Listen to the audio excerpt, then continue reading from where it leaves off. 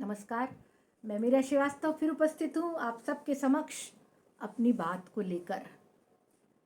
मैंने व्यक्तित्व विकास की कुछ बहुत सी साधारण सी बातों के बाद आपको कुछ विशिष्ट विश्लेषण के बारे में बताने की बात कही थी।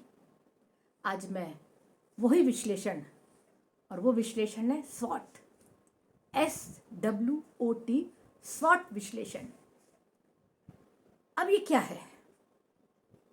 S यानी आपकी स्ट्रेंथ क्या है, ताकत क्या है।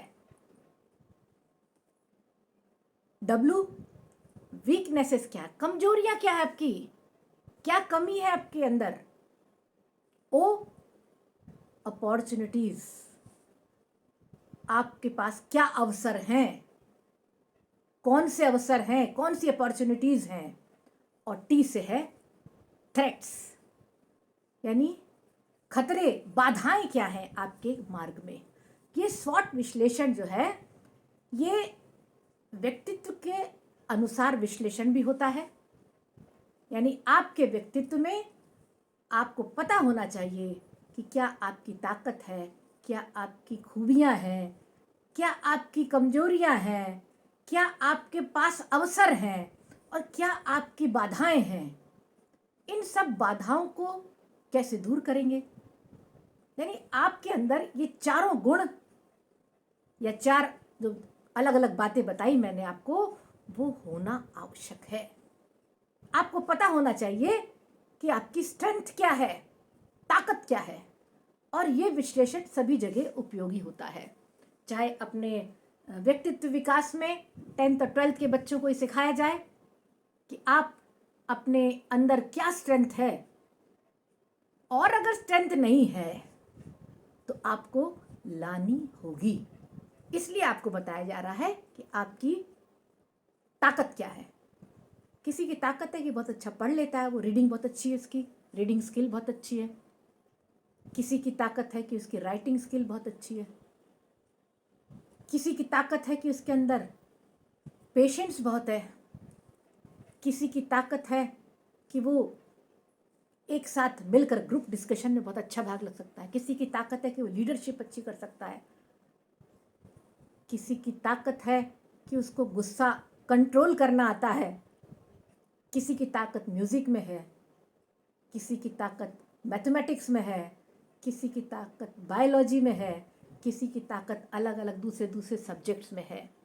यानी व्यक्तित्व में आपके क्या क्या गुण हैं, सब धैर्य चाहिए, सब सारे गुण चाहिए। धैर्य भी चाहिए, यानी पेशेंस चाहिए, क्षमा करने का, सबको माफ कर देने का ये गुण है। क्योंकि हम छोटी छोटी बातों पे यदि गुस्सा हो जाएंगे तो आपका व्यक्तित्व अच्छा व्यक्तित्व नहीं होगा, कि आप बहुत जल्दी इरिटेट हो जाते हो, है ना। तो धैर्य भी चाहिए आपके अंदर, परिश्रम भी चाहिए, लगनशीलता भी चाहिए, रीडिंग स्किल्स भी चाहिए, लिसनिंग स्किल्स भी चाहिए। अच्छी अच्छी किस प्रकार से आप जो स्किल्स होती हैं, इंग्लिश में लिखने की है कि हिंदी में लिखने की है, ये स्किल्स कैसे डेवलप करें, कैसे ऐसे लिखें, कैसे ऐसे राइटिंग कर सकते हैं, कैसे स्टोरी राइटिंग कर सकते हैं, कैसे पिक्चर राइटिंग कर सकते हैं।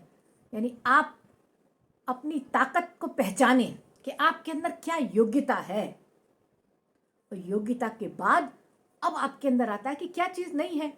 यानी आपको अपने अंदर झांकने की जरूरत है कि आपके अंदर कौन कौन से गुण हैं और आपके अंदर कौन कौन सी कमियां हैं। उन गुणों को अपनाकर, कमियों को दूर कर कर आपको जो अवसर मिलते हैं, अपॉर्चुनिटीज मिलती हैं, उसका आप कैसे उपयोग कर पाते हैं। और रास्ते में जो बाधाएं आती हैं उनको आप कैसे दूर कर सकने की क्षमता आपके अंदर है कि नहीं है। ये विश्लेषण कंपनियां भी करती हैं। अभी आपने दैनिक भास्कर पढ़ा हो तो उसमें दिया होगा, उन्होंने यही स्वॉट विश्लेषण राजनीतिक पार्टियों का किया है। क्या उनकी स्ट्रेंथ है, क्या अच्छाई है, कहाँ उनकी कमियां हैं, क्या उन्होंने अवसर का लाभ लिया और क्या क्या उनको नुकसान हो सकता है। ऐसे ही हर कंपनी का कुछ अलग प्रकार की एक आवश्यकता होती, डिमांड होती है। आपको उसके अनुसार ढलना है। आजकल लोग MBA भी कर लेते हैं, बड़े बड़े कॉलेजेस में जाके कर लेते हैं, देश विदेश से MBA MS करते हैं, पर उसके बाद भी उनको ये जानने की आवश्यकता है कि जिस कंपनी में वो इंटरव्यू देने जा रहे हैं उसको किस प्रकार की पर्सनैलिटी की आवश्यकता है। ये विश्लेषण वो करती है कि आपके अंदर क्या ताकत है। तो कई ऐसे इंस्टीट्यूट हैं, कई ऐसी कंपनियां हैं जो इन डिमांड के अनुसार आपको ग्रूम करती हैं कि जिस कंपनी में आपने इंटरव्यू दिए हैं, जिस कंपनी में आपने अप्लाई किया है, उस कंपनी की क्या डिमांड है, उसको कैसे व्यक्ति चाहिए, और उसको जैसे व्यक्ति चाहिए यही स्वॉट विश्लेषण वहाँ पर काम आता है कि आपके अंदर क्या योग्यता है। तो अगर आप सीख कर गए हैं, स्कूल कॉलेज में सीखिए, 10th और 12th बहुत इम्पॉर्टेंट टाइम है अपनी पर्सनालिटी को ग्रूम करने का, अपनी पर्सनालिटी को बनाने का। ये सारे गुण आपके अंदर होने चाहिए। सामान्य से मैंने बता दिए, धैर्य होना चाहिए, क्षमा होनी चाहिए, है ना, सहनशीलता होनी चाहिए, ये लगनशीलता होनी चाहिए, परिश्रम करने की ताकत होनी चाहिए, लगन पूर्वक आपको, ये सब तो साधारण से है। पर स्वॉट विश्लेषण इससे अधिक पाता है क्या, कि आपकी कौन सी स्ट्रेंथ इस किस कंपनी को चाहिए।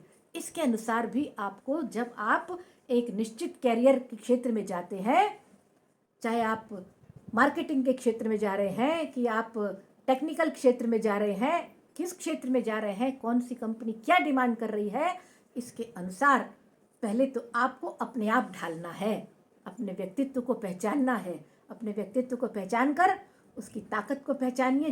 जो आपकी ताकत है, जिस स्किल में आपकी योग्यता है, आप उसमें आगे बढ़ें।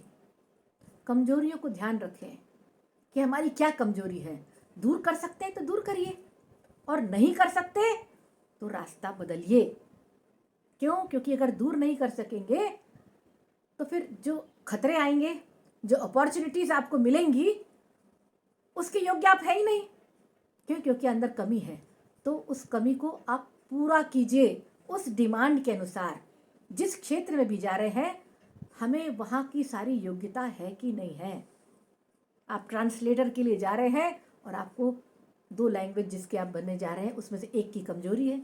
आप इंग्लिश ट्रांसलेटर बनना चाहते हैं, देश विदेश में बहुत सारी मांग है, दुभाषियों की मांग होती है, जो ट्रांसलेटर्स होते हैं, जो आपको देखते हैं कि आप देश विदेश से लोग आते हैं जो अपनी भाषा जानते हैं या अंग्रेजी जानते हैं, तो आपको उसका ट्रांसलेशन जो करना होता है।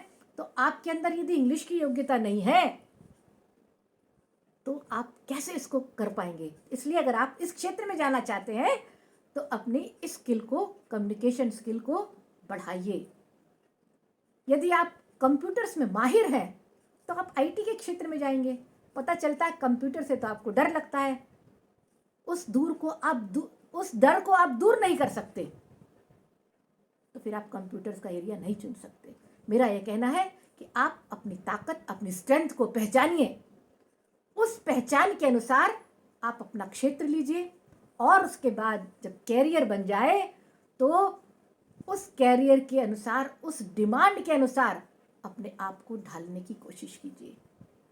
और सारे पॉइंट्स और सारी बातें मैं आपको आगे के वीडियोस में बताऊंगी, पर आप अंदर झांकिए जरूर, अपने अंदर देखिए मेरे अंदर कौन सी ताकत है, कौन सी कमजोरी है, मेरे अंदर उस अपॉर्चुनिटीज़ को, उस अवसरों को मैं कैसे उठा सकता हूँ या उठा सकती हूँ, और मुझे बाधाएं कैसे दूर करनी है। ये सब आपके एक अच्छे व्यक्तित्व होगा तो निश्चित मानिए ये करना भी आपको आएगा। फिर मिलती हूँ। मेरी बात अच्छी लगे तो सब्सक्राइब कीजिए, लाइक कीजिए और शेयर भी करिए। आगे फिर इसी बात को और व्याख्या के सहित और आगे भी मैं आपके जो वीकनेसेस हैं, आपकी जो से अपॉर्चुनिटीज़ है और थ्रेट्स हैं, ये क्या क्या हो सकते हैं, ये कंपनियों के हिसाब से, आज के समय के अनुसार, 10th और 12th के अनुसार मैं आपको बताने की कोशिश करती हूँ। फिर मिलूँगी। नमस्कार।